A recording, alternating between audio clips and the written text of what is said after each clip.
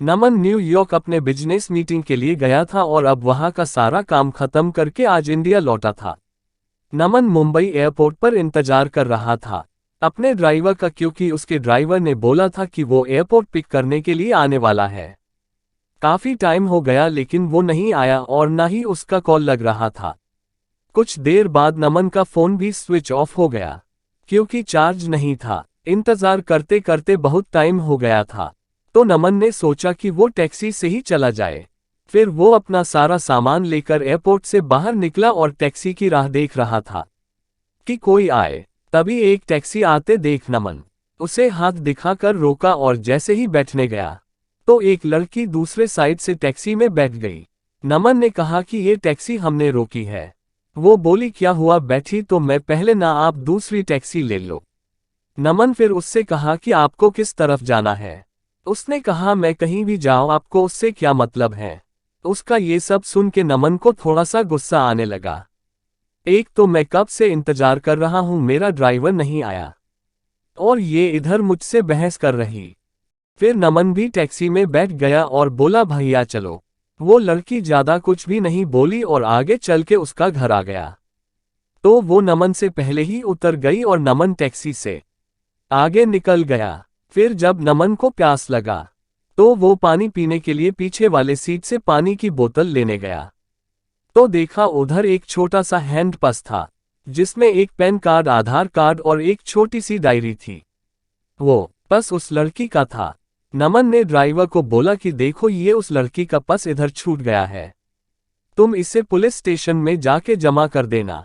फिर वो ड्राइवर बोलने लगा कि नहीं साहब, मैं नहीं पढ़ना चाहता। ये पुलिस के चक्कर में वो 10 सवाल पूछते हैं, बार बार पुलिस स्टेशन बुलाते हैं।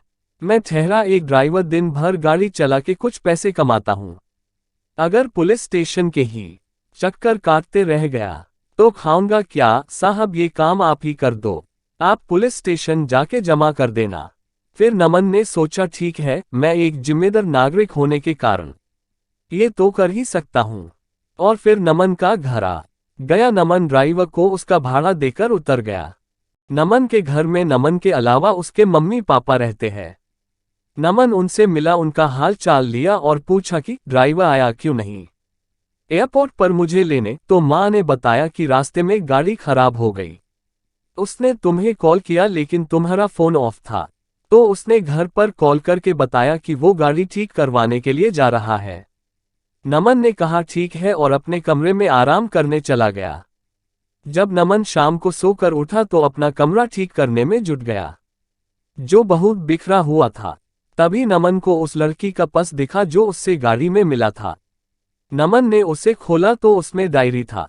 उसे निकाल के देखा, उसमें कुछ फोन नंबर लिखे हुए थे। उसमें एक नाम था नीतू। नमन ने उस नंबर पर कॉल किया और बोला कि मुझे एक पर्स मिला है गाड़ी में जिसमें ये डायरी है। उसमें तुम्हारा नाम है और एक पैन कार्ड, आधार कार्ड भी है। लड़की ने पूछा कि आधार कार्ड पर नाम क्या है। नमन आधार कार्ड पर देखा और बोला, अनिशा। तो सामने से वो लड़की बोली, हाँ, ये मेरी दोस्त का पर्स है, वो मुझे बोली थी उसका पर्स कहीं खो गया है, मैं उसे बता देती हूँ और आपका नंबर भी दे देती हूँ, वो आपको कॉल कर लेगी। नमन ने कहा ठीक है। थोड़ी देर बाद एक नंबर से कॉल आता है। फोन उठाते ही सामने से एक लड़की बोलती है, मेरा पर्स आपके पास है। नमन ने कहा, आप कौन। तो वो बोली, वही जिसका पर्स आपके पास है, जिसमें मेरा बहुत जरूरी कुछ सामान है।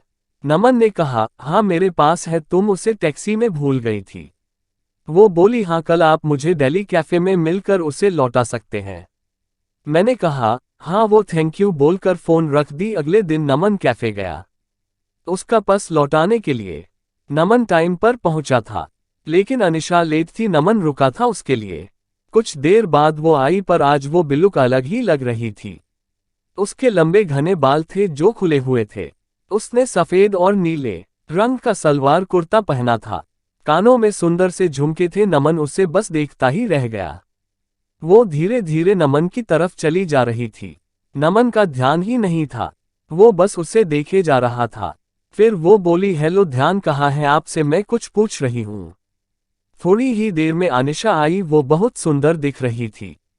आज उसने जीन्स टॉप पहना था, बाल वैसे ही खुले थे।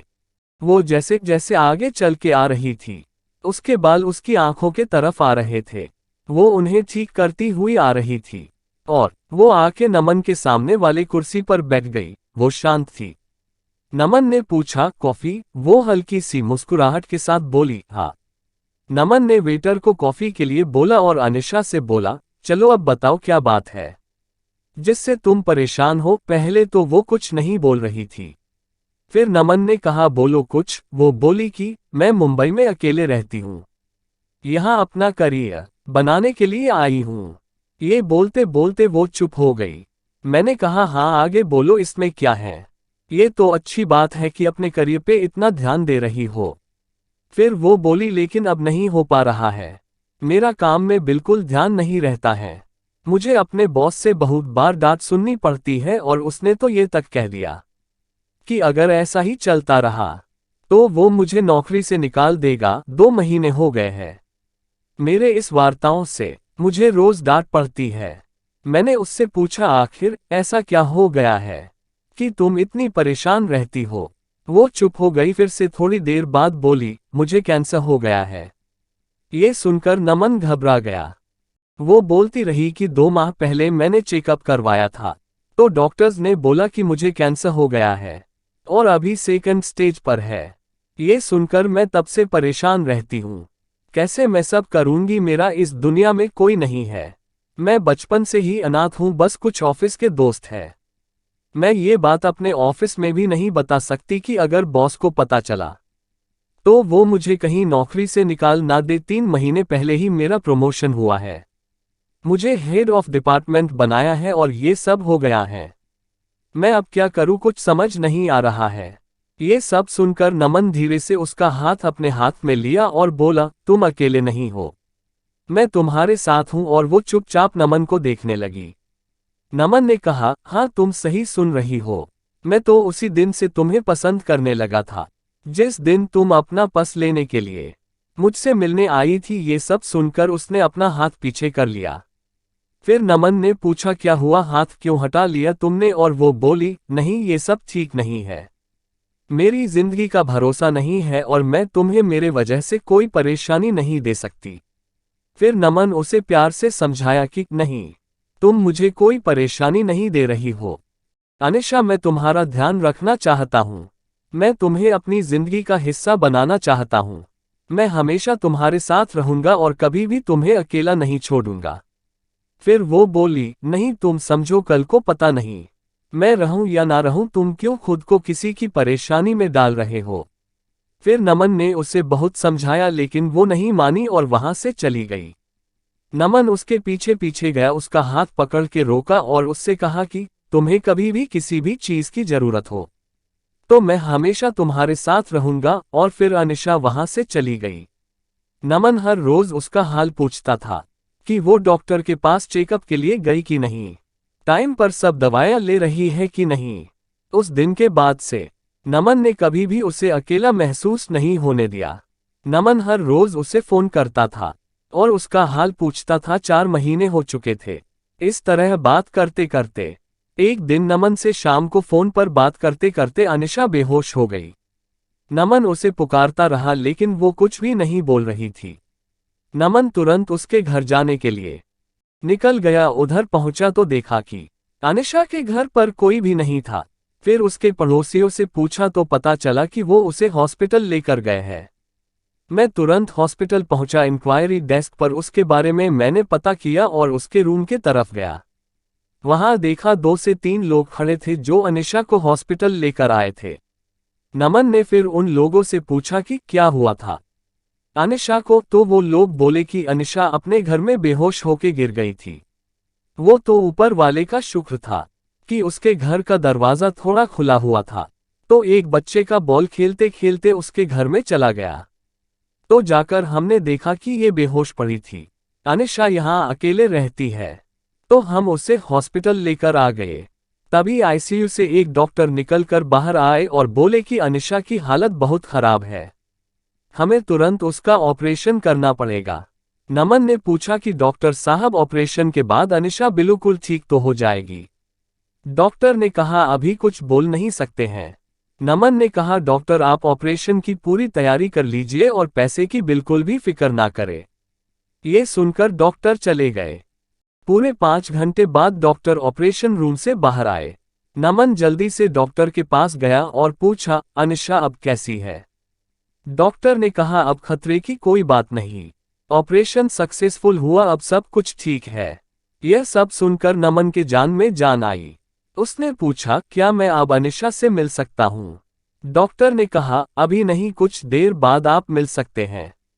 नमन ने कहा ठीक है। फिर नमन बाद में अनिशा से मिला। अनिशा नमन को देखकर रोने लगी। नमन उसके पास जाकर बैठता है और कहता है कि मैंने बोला था ना कि मैं हमेशा तुम्हारे साथ रहूंगा। ये सब सुनकर अनिशा रोने लगी।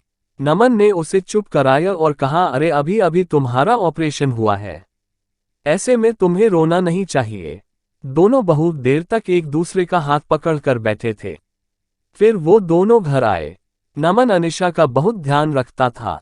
नमन ने अनिशा के बारे में अपने घर वालों को बता दिया था, तो अब वो अनिशा के साथ ही रहता था, उसका ध्यान रखता था। जब अनिशा पूरी तरह से ठीक हो गई, तब दोनों ने शादी कर ली और हमेशा के लिए दोनों एक दूसरे के साथ हो गए।